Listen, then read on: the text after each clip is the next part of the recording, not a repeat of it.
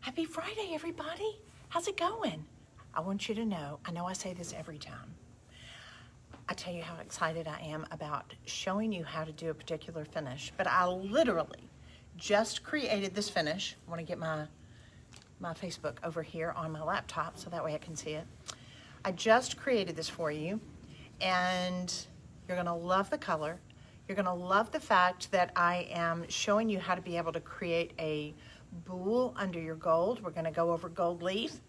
And when we talk about people loving these really chippy, grody's a word, these chippy grody finishes that look amazing. You're gonna love this. Now, are you ready? I'm gonna do a close-up of this. I need to name him. This is absolutely so fab. Let me just show you. Look at this. Look at this. Can we ooh? Can we ah? I gotta get on my Facebook over here. I need to be able to see what y'all are seeing. Hold on, here we go. Look at this. Now, look at the chippy. Look at the texture. Look at the fact that you've got 2 or 3 different values of a color. Are you love? Oh, thank you for the love. Thank you so much. That means a lot to me. Let's look. I just saw Amanda Medlin. Hey, girl. Hey, guys. So as you pop on here, I want you to tell me, thanks, Maggie. I want you to tell me where you're coming in from. Tell me your name and just say, hey. And that way, Angie makes me happy too. Okay, let's look at it again. It's like he needs a name. We need to name him. Is it a guy or is it a girl? Let's name this. All right, so let's talk about it for just a minute. Look at the multiple colors. Look at the variances. Look at this. You've got light, dark. See how textured it is? Now, look how it's chippy. Look how it's falling off. Look how we've got boule under the red. Y'all are killing me. I love this. How we've got boule under our gold. How it's chipped away and we've got that white showing. What is that? That's our gesso. Let's get just a little bit closer. That's our gesso.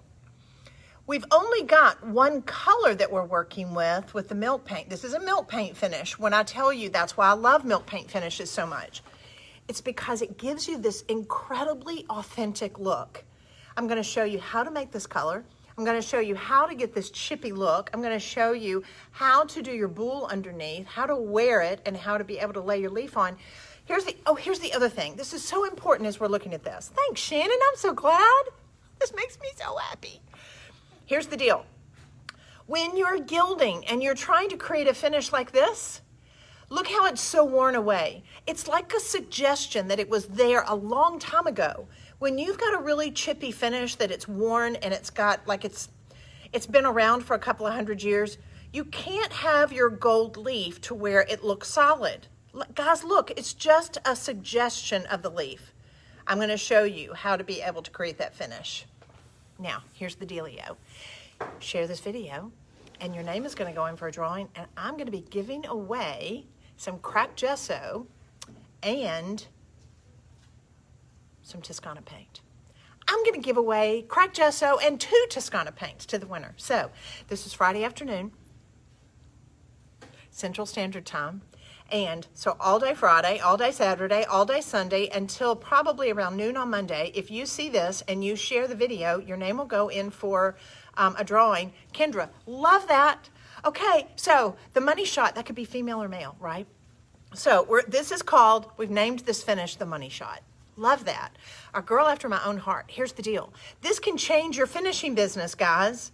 You have a piece like this. It was so funny. Mary Margaret that works here, she walked by and was like, can you totally see this on a console in an entry hall?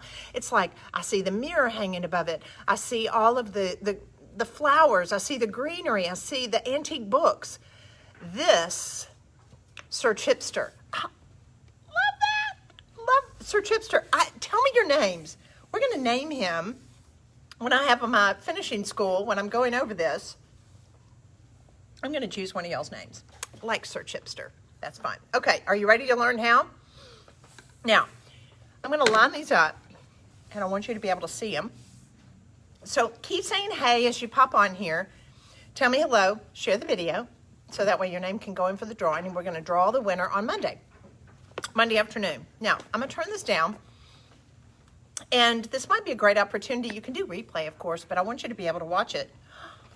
You're having trouble playing this video? Can y'all see me? Why is it saying that? Let's watch this. Is everybody seeing me okay? Say hey. That is so weird. I'm like on Facebook over here and it's saying it can't see me because I want to be able to see you. Say hey, somebody. Are you hearing me? There we are. Okay, I'm here. Okay. All right, so let me turn this down. Sir Chipster, loving that. Okay, so I'm going to set these aside for just a second because here's what I want you to see. Here's the teacher in me. I want to make sure that you can see this. Got a lot of glare in here today because I was so concerned about you being able to see this that I've got extra lights and they're making me look orange. Okay, so let's clear this away. I want you to be able to focus on this. Can we see this? All right, so here's the steps that we go through in order to be able to get this finish. So I started this in Luxe Gray. So probably the answer to your question is, Amy, can I use milk products and things on something that already has a finish on it? Absolutely you can, but because I started out, I painted it a Luxe Gray color. So let's say you go to an estate sale this weekend or a garage sale and you buy an old piece of furniture. What do? We're gonna clean it with a clean slate and then we're gonna paint it with Luxe Gray if you wanna be able to get this finish, okay? So, Luxe Gray, step one, paint it, clean it first with clean slate, and paint it with a one coat is all it needs with Luxe Gray. Step two, what do? We are going to put on 2 to 3 coats of cracked gesso. Can you see this? 2 to 3 coats. Now, I'm going to show you how to do that in just a minute. So the cracked gesso, guys, it's going over the Luxe Gray one step, and it's going to give you this kind of powdery white finish. Now, you see there were some areas that have some negative space or holidays that I'm not concerned if that shows through. I'm not concerned at all. But, so step one is paint it with Luxe Gray. Step two is 2 to 3 coats, allowing it to dry in between with my cracked gesso. This is the money shot. When y'all are talking about this is the money finish, this is the money shot. You've got to have the cracked gesso. Now, I'm the only company that has cracked gesso. It doesn't exist anywhere else because I developed the process. This is a patented process that I have developed to be able to show you how to get really great looking finishes like this. So I put on my cracked gesso. Then what do I put on? I came back and I added my milk paint on top of the cracked gesso. This is a combination of, I mixed Amalfi Coast with a little bit of black. I'm going to show you that in just a minute. That went directly on top of my cracked gesso. I only did 1 coat, okay? Just 1 coat. Now, here's the difference. This is what's exciting.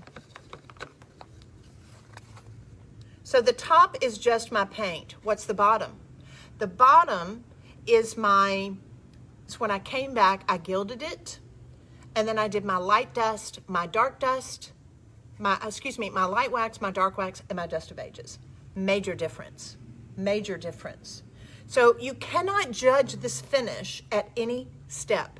You have to take it all the way to completion. Is everybody with me? Luxe Gray, cracked gesso, milk paint, 2 colors, then light wax, dark wax, dust of ages.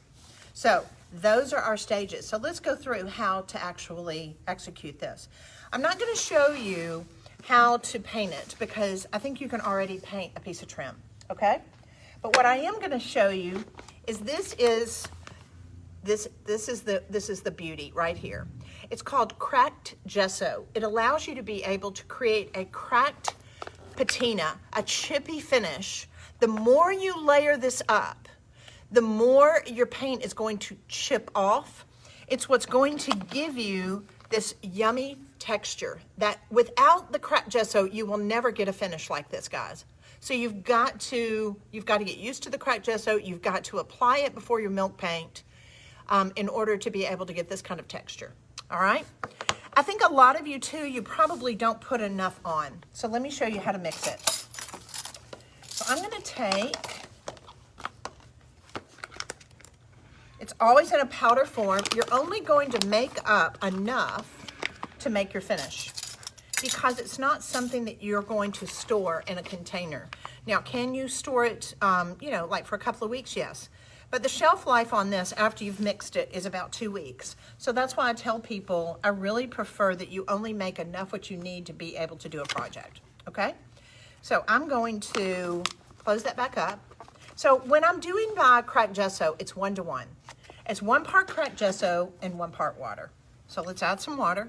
Hey guys, so as you pop on, just say hey. And know that if you share this video, your name will go in for a drawing all day Friday, all day Saturday, all day Sunday. And Monday afternoon, we're going to draw the person's name that shared the video. And we are going to send you cracked gesso and 2 milk paints. All right, so I'm going to actually thicken this up just a little bit. But it's 1 part cracked gesso, 1 part water. All right? Now, I made some right before we went live, and it was what I was using to be able to do my finish. And I would suggest, if you have some cheesecloth, to strain it. Because especially if you shake this at all, you're gonna get bubbles. And bubbles are not our friend when we're working with cracked gesso. We wanna be able to have it to where we don't have bubbles because I want it as flat as possible. So I don't have any cheesecloth here. Jean Howard's going to get me some. So I had some problems with some bubbles, and I would prefer that you not do that.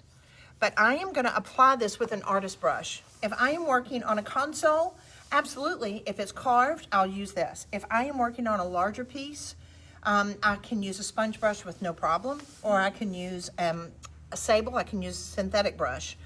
But I am doing this because I want to make sure that I put on quite a bit. Now let's look at the consistency really quick. Look at this. See about how long it takes for that to drip? Look at this. It's pretty thick. Now, so I'm going to apply it. And I'm getting down into the crevices. I'm loading it up pretty heavy. Now I will come back. I want to make sure that I don't have brush strokes. I don't want to see that I put it on any particular way. So I'll kind of move my brush around just a little bit. And I'll load it up. This is water-based. There are no VOCs in this.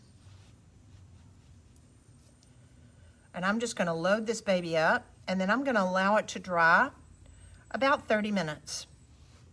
Now, you're going, why is she putting on so much? Oh my gosh, I've never seen her put on so much before.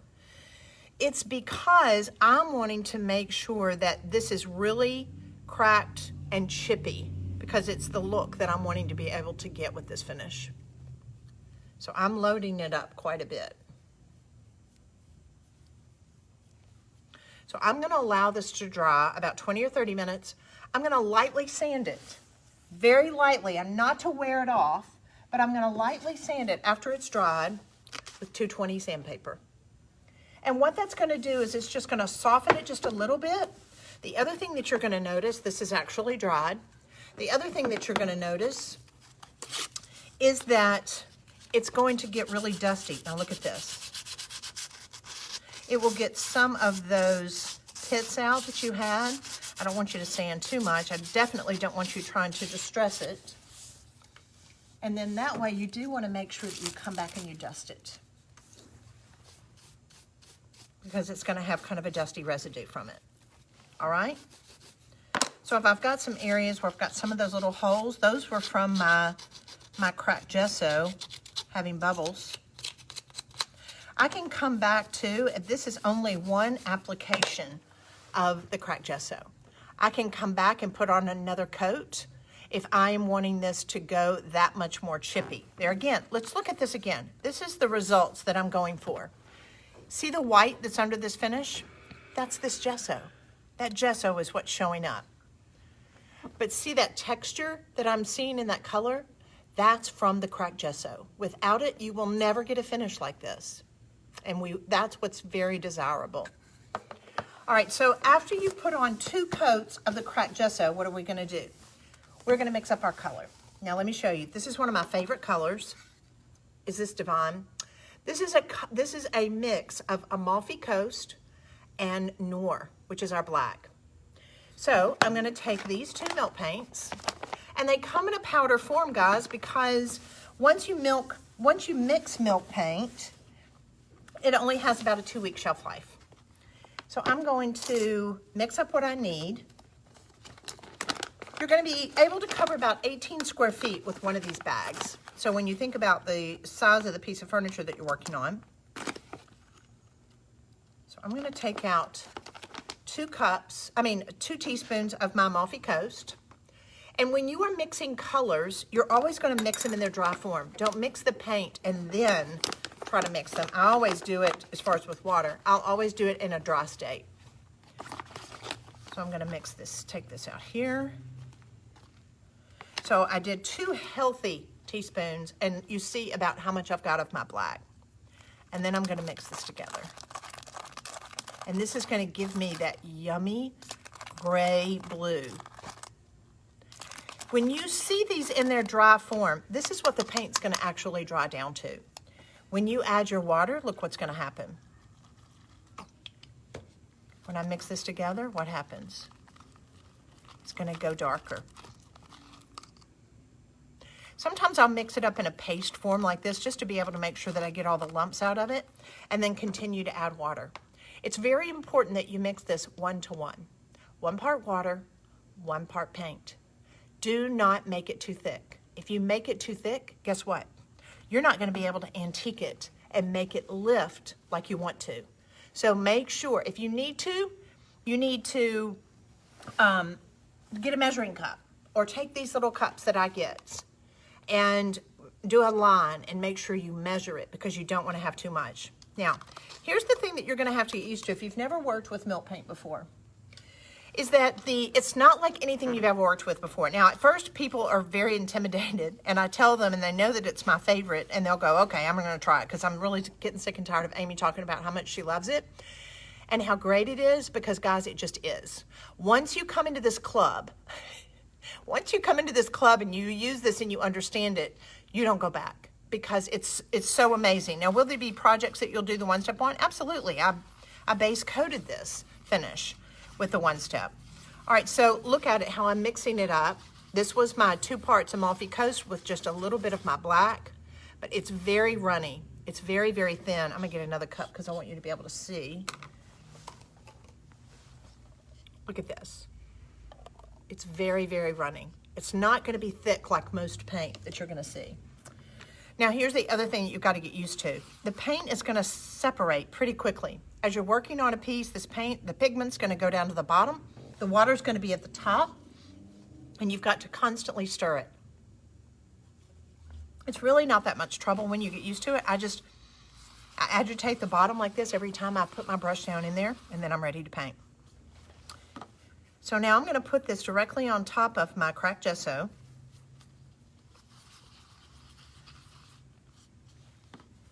I'm gonna cover it 100%. Covering all that up.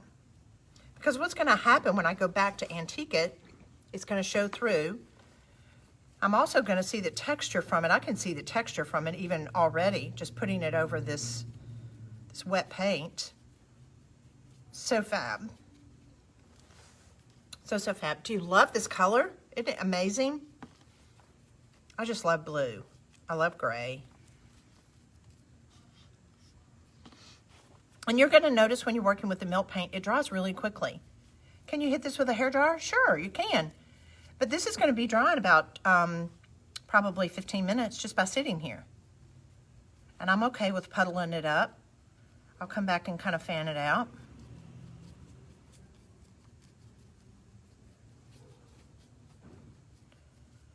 Oh, that's such a yummy color. So fab, so fab. All right, make sure you get all your holidays out. And it looks like this, okay? Now, what are we gonna do now? I've got one that's already dried, and it's sitting over here. When I am creating this finish, I will just stay with 1 coat. It's not necessary when you are going to be antiquing. Let's look at our final finish again. When I'm wanting to create a finish like this, I'm only going to do 1 coat of my milk paint. It's not necessary to load it up. If I want you to load up with anything, I'm going to say load up your cracked gesso, because a cracked gesso is what's going to give you the texture on this. All right? So now it's dried down. Look at that. Isn't that fab? It's fab, but it's not there yet. So we've got to take it that much further. Look at the detailing on this. Now, milk paint finishes, they are great on carved surfaces. If you want to put some ornamentation on them. Now, people will say, well, Amy, will milk paint finishes look great on a flat surface too? Absolutely it will. It's amazing. A lot of Scandinavian pieces are very simple in design and lines, and they don't have a whole lot of ornamentation on them. But I love teaching you on this ornamentation because it allows you to be able to see what you can do. So let's say, okay, hold on. I gotta look at you for just a second. So let's imagine this for just a second. Let's say that, I gotta turn these lights down. I look orange. Hold on a second. Let's see if we can make it just a little bit less orange. Yellow. Oh my gosh, yes, there's a yellow setting on these. Who knew? That's a little better, but I'm still orange. I have no idea what this, hold on just a second. This one may be orange too. Y'all are like, Amy is totally spastic. Okay. I'm just wanting to make sure that the lights are bright enough that you can actually see the finish that I'm trying to show you how to do. Okay, not much better. Don't know what's going on with the orange face today. All right, so what I want you to know with this is the fact that before you actually gild, write this down. Before I gild, you're so sweet, thank you. Before I gild, I have to antique it, okay? You don't antique it after the gold leaf. You need to antique it before you lay the gold leaf down. Is everybody with me? All right, so we applied our milk paint. So I'm gonna turn this down again. And now it's time to add our gold. Now let me show you what I did. I used, this is one of our red one-step paints. And this is Frankly Scarlet. So I can use this as a boule. It will simulate boule, or the red clay that you would see under gold leaf. Oh, now I know what I was going to tell you. To go get an old frame at Goodwill or Habitat, and you can totally paint it with the Luxe Gray and do this finish that we're doing today. You see so many great looking frames, but they're in that cheesy gold finish. We can do this finish over it just strictly by painting it with the Luxe Gray. All right, so now I'm going to take my red, and I'm going to offload it just a little bit. And I'm going to hold my brush like this. I'm not going to paint it like this. I'm going to roll it. So watch this. I'm going to roll it down here just a little bit. That way, I just want to be able to get just a little bit of accentuation of my red. Because when I'm going to have this really chippy finish, I do not want to have a whole lot of solid leaf on it. So when I'm not wanting to have a lot of solid leaf, I do what I call a rolling gilding. I do not hold the brush like this. It's not solid.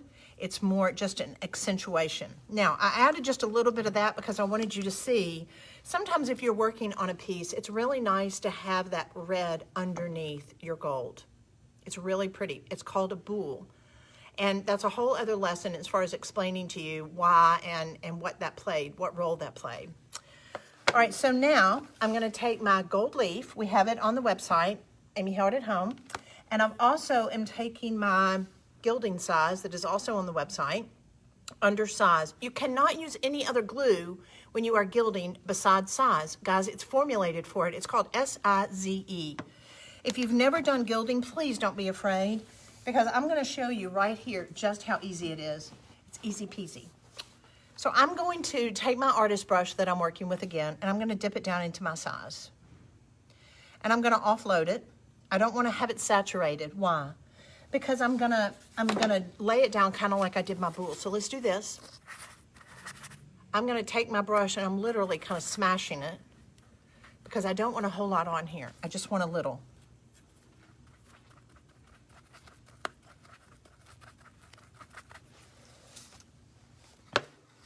And I'm gonna lay this down like this. Again, I'm not brushing it. I'm not putting on a whole lot. I'm just laying it just a little bit. Look at that. Just laying your brush on here to where it's gonna give me just a little bit of tack to allow my gold to stick. Now, what am I doing over here? I'm going directly on top of this bowl. Thank you for sharing. Thank you so much. Guys, as you pop on here, my name is Amy Howard, and I am with Amy Howard at Home. I am the creator of these products and these finishes, and every one of them have a purpose. And so how they work together, how they're incorporating, how it allows you to be able to create really amazing finishes. There's nothing like this on the market. And I know because I actually designed and manufactured furniture for over 30 years. All right. So now I have the joy to be able to show you how to create these. Because there's nobody that's going to show you how to do this, because they're going to go, then I've told my secrets. That was so funny. That was one thing my dad told me years ago. He was like, you can't show people what you do, because then they'll know all your secrets. That's the joy of being able to be a teacher. All right, so now you see that I've got my size that I put on top of my bowl, and I have it laying over here. How can you tell a difference? How can you see where the size is? What happens? What happens after I lay the size down? It's shiny. Will it stay shiny? Yes, it will. It will always, the size will always remain shiny. That allows me to be able to see where I laid it. Okay, are we ready? So now I'm going to put my lid back on my size, because this is what I'm going to be able to use to do all of my gilding projects, and I love it. And now I'm going to take my gold leaf, I'm going to open it up, and then inside I have a book. It has 25 pages in it, and in between each page there's a tissue that holds it in place. Don't let this freak you out. This is when a lot of people get really nervous. Please don't. It's so easy. Let me show you. So I'm going to lay that back down, and I'm going to hold this over here. It's like a book. It has a spine. There's 25 pages in here, and I'm going to pull this back, and I'm going to hold the entire book with my hand, and I'm going to turn this over like this, the entire book, and pull the tissue out that you've got here underneath, and then hold it with your left hand, I'm right-handed, and just burnish it. I'm going to lift it up. I'm going to pull back that second page. I know y'all are like, well, okay, I'll cheat. I'm going to pull that I've got loose, and I'm going to lay that here. I can't believe I showed y'all that. I'm being a bad teacher. Okay, so I'm going to lay the tissue on top of it, and I'm going to burnish it. The more you burnish it, the prettier your leaf is going to be. It'll give you a pretty sheen. All right, so then I'm going to burnish this here. And the other thing that you've noticed, we've just gotten the leaf on the top part. We didn't get down in the crevices. We didn't really go heavy, because we're just wanting that accent. When you're creating a really chippy, grody finish like this, it's just the suggestion of the gold. Look at that. It's very, very little. It's a suggestion that it was there a long, long time ago. But with use and wear and tear, that gold has started to wear away. That's why we're wanting to just have a little bit. So what do we do next? We're going to take our brush. You're going to work with a chip brush, a natural chip brush, not a synthetic, and pushing it aside until it all starts to fall away. Y'all are like, Amy, you're wasting. I'm trying to show you how to do a finish, and you don't have to worry about it. For you, if you want to get a little Tupperware container and put it in, that way you can use all of your droppings. Now look at this. It only stuck to the areas that I wanted. Is that not so fun? Now look at this. What's the next thing we need? We need some steel wool. So I am going to use my steel wool. I just realized I forgot to antique this. Heaven help us. So that way I am steel wooling it, and I'm pulling that, look at that, I'm pulling that red through that gold. Do you not love that? Is that not fab? Now, here's the problem. I forgot to antique it, so I've got to come back just a little bit, with my antiquing glaze. I'm gonna stay off of my gold because I want you to antique this before you gild. So I'm gonna use my antiquing glaze and a seawool sponge, and I'm gonna dip it into it. And I do wanna come back and I wanna wear this paint. Look at this, look at this. You do not need to use sandpaper when you are trying to antique a finish. It's never going to look authentic. It's gonna look like you took sandpaper to it. But the process of this with the milk paint and the cracked gesso, it allows you to be able to make it worn. Look at that. Is that so fab? Where it looks incredibly authentic. Love that. I'm gonna dry this off just a little bit.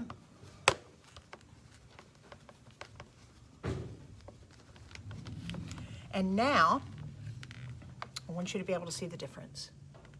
So this is antiqued. It has my gold leaf, it has my buhl, and all that's lacking is for me to be able to come back with my light wax, my dark wax, and my dust of ages. Now, I will tell you, I'll turn this up here. Almost hate to, because I can't figure out why I have an orange face.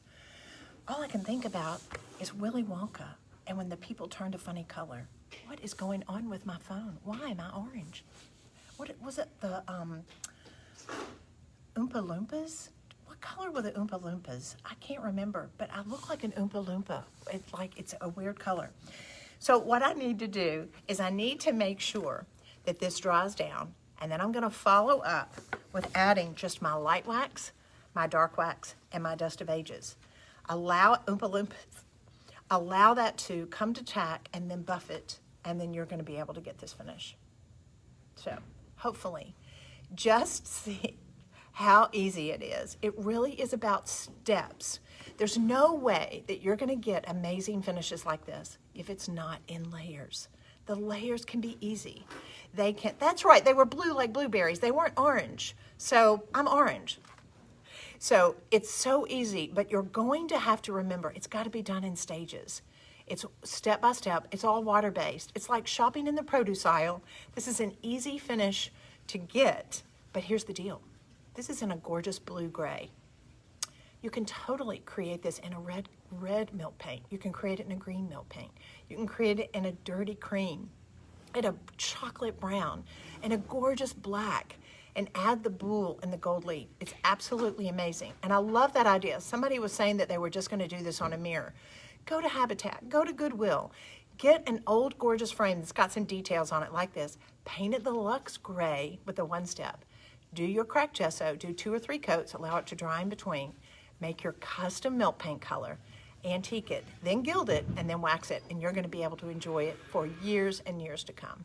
Guys, thanks so much for watching today. Please share this video. Say, look, you love painted finishes, you need to check this out. And then that way, just from sharing, we are going to put your name in for a drawing Monday. So all day Friday, Saturday, Sunday. Monday we'll have a drawing. I'm gonna send you some cracked gesso, and I'm going to send you some milk paint, and then you're gonna be able to enjoy the bragging rights. Love you guys. See you at the estate sales.